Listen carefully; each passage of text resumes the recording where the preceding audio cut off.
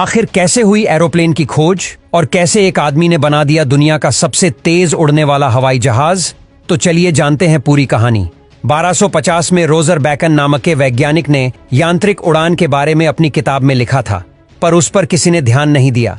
फिर 1485 से 1500 में लियोनार्डो डा विंची ने उड़ने वाली मशीन और पैराशूट की डिजाइन की।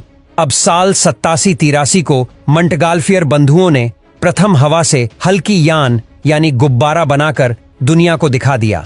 उसके बाद 1903 में ऑरविल राइट और विल्बर राइट ने पहला सफल स्वतः अग्रगामी वायुयान उड़ाया, पर अभी पूरी तरह से सफलता प्राप्त नहीं हुई थी, क्योंकि हमें इंसानों को बैठा के उड़ने वाला हवाई जहाज बनाना था। अब फाइनली साल 1924 में अमेरिका में पैसेंजर प्लेन की पहली और सफल उड़ान भरी।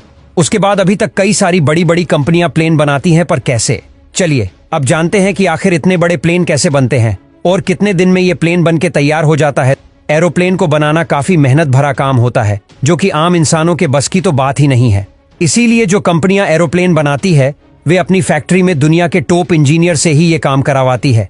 इसीलिए फैक्ट्री में एरोप्लेन बड़ी बड़ी मशीनों और इंजीनियर्स की मदद से तैयार किए जाते हैं। दोस्तों, आज हम आपको जहाज बनाने वाली बोइंग कंपनी से मिलाएंगे, जो कि बड़े बड़े एरोप्लेन बनाने में सबसे आगे है। ये कंपनी मात्र 8 से 10 दिनों के अंदर एक एरोप्लेन बड़ी आसानी से तैयार कर देती है, जो कि इतने कम टाइम में बनाना किसी भी कंपनी के लिए कोई आसान बात नहीं है। दोस्तों, जहाज बनाने के लिए कंपनी सबसे पहले जहाज की बॉडी का गोल ढांचा तैयार करती है। इन गोल ढांचों को कंपनी 3 अलग अलग पार्ट्स में तैयार करती है।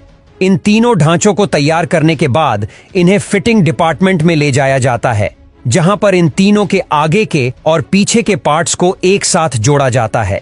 यहां ये मशीन इन तीनों पार्ट्स के जोड़ों को अच्छे से लॉक करती हुए मजबूती से जोड़ देती है।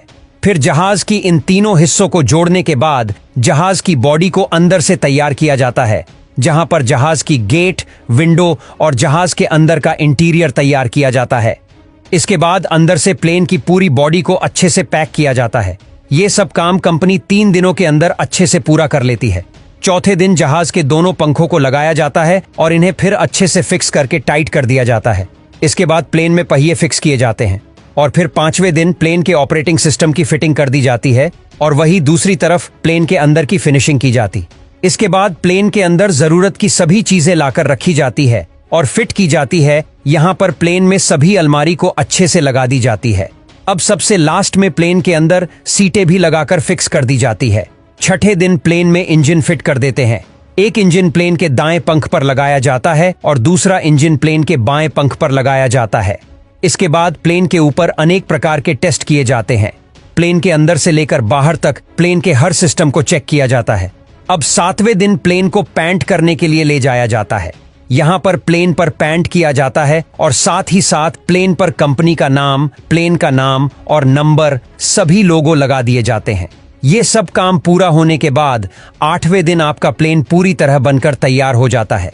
तैयार होने के बाद कंपनी जहाज को फैक्ट्री से बाहर लाकर प्लेन को दौड़ाकर और फिर उड़ाकर हर तरीके से टेस्ट करती है। प्लेन टेस्ट में पास हो जाने के बाद 9वें दिन फ्लाइट उड़ने के लिए बिल्कुल तैयार हो जाती है।